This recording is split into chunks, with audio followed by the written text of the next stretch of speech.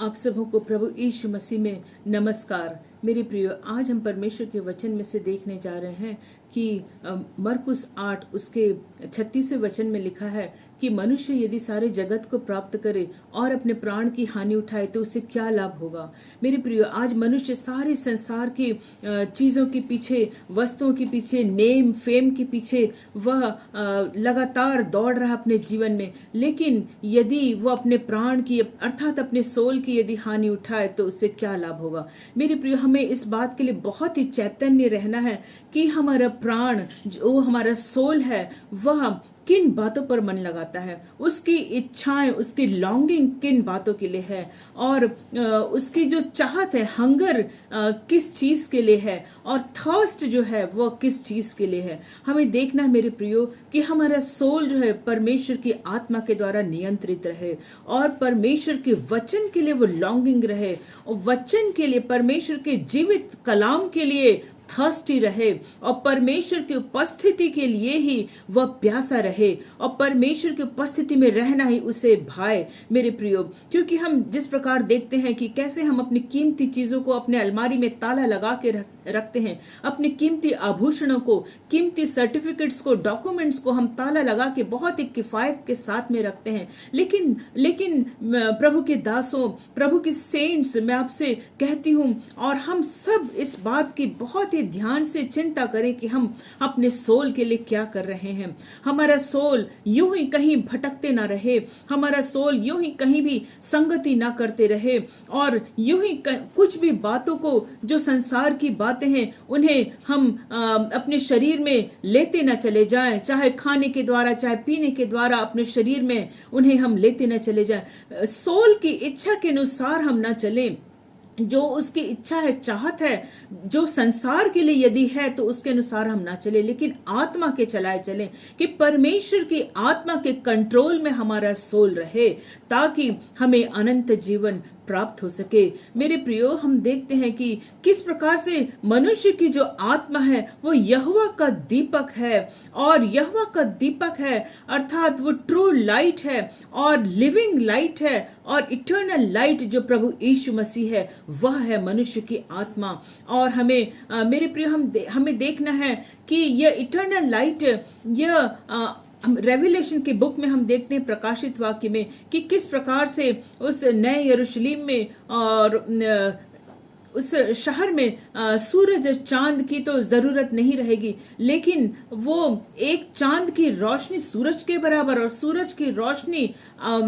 अठवारे के दिन के समान, अर्थात इतनी ज्यादा रोशनी वहां पर रहेगी परमेश्वर की उपस्थिति के द्वारा से ही, कि सूरज चांद की जरूरत नहीं रहेगी। मेरे प्रियो, हम उत्पत्ति की भी किताब में देखते हैं कि परमेश्वर ने ज्योतियों की रचना, ज्योतियों को बनाने के पहले से ही परमेश्वर स्वयं एक लाइट है, और उन्होंने कहा कि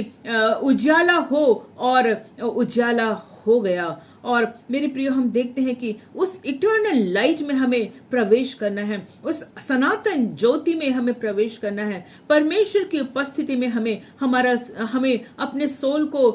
इतने नियंत्रण में रखना है कि परमेश्वर की उस अनंत ज्योति में हम प्रवेश कर सके। मेरे प्रियो, हमारे सोल में यदि कोई असाध्य रोग, इनक्योरेबल डिजीज यदि लगा हुआ है, जिसका कोई इलाज नहीं हो सकता है, तो उसे भी हम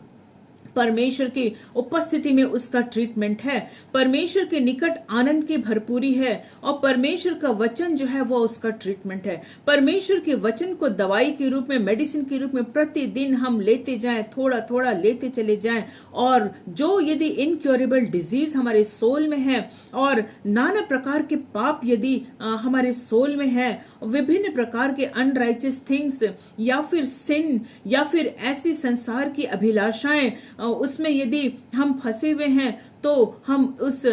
मेडिसिन को लें, अर्थात वर्ड ऑफ गॉड को हम लेते चले जाएं, ताकि उस सोल में वो इनक्योरेबल जो डिजीज है वो क्योर हो जाए। हमारे पास परमेश्वर के वचन में उसका सॉल्यूशन है, उसका ट्रीटमेंट है, और हम घबराए नहीं, डरे नहीं कि मैं इस अभिलाषा में, इस पाप में फंसा हुआ हूं, कैसे निकलूं, इस नशे में या इस अभिलाषा में फंसा हुआ हूं, निकलने का क्या उपाय है, इस एडिक्शन में हूं, क्या उपाय है। लेकिन परमेश्वर के वचन में सारी बातों का इलाज दिया गया है। हम प्रतिदिन परमेश्वर के वचन में से एक एक खुराक लेते चले जाएं और परमेश्वर का वचन हमें इलाज को देता है, ट्रीटमेंट को देता है, ताकि हमारे सोल उस अनंत राज्य में प्रवेश कर सके और हमारी आत्मा जो है, जो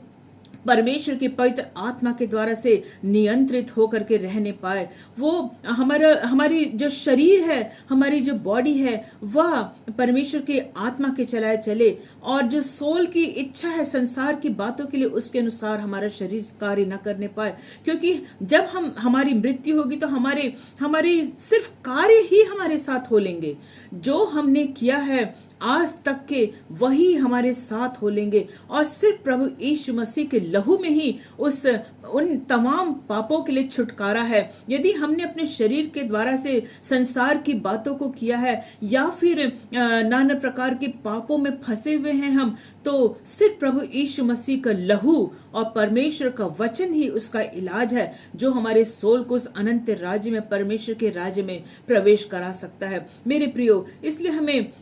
हमारे जीवन में यदि कोई असाध्य रोग लगा हुआ है हमारे सोल में, तो हम घबराए नहीं, डरे नहीं, लेकिन हम अपने सोल को परमेश्वर की आत्मा के द्वारा से नियंत्रित करने दें, और इस प्रकार से हम अपने सोल में एक रेस्ट को प्राप्त करेंगे। जो परमेश्वर का जो रेस्टिंग प्लेस है, वहां पे हम अपने सोल को ले जा सकते हैं, और प्रतिदिन के जीवन में भी हम परमेश्वर की उपस्थिति में, अर्थात अपने सोल को एक रेस्ट दे सकते हैं। हम इधर उधर की बातों में हम भागते ना फिरें, संसार की बातों में हम भागते ना फिरें, लेकिन परमेश्वर की उपस्थिति में हमें रेस्ट है। इसलिए मेरे प्रियो, हमें घबराने की जरूरत नहीं है कि हमारा एंड कैसा होगा या हम क्या करें, कैसे करें, लेकिन हमारे सोल के पास में एक उपाय है, अर्थात हमारे प्रभु यीशु मसीह का लहू और परमेश्वर का वचन, वो हमारे सोल के लिए एक क्योर है, एक ट्रीटमेंट है, एक उपाय है। इन बातों के द्वारा परमेश्वर हम सबको आशीष दे। आमीन।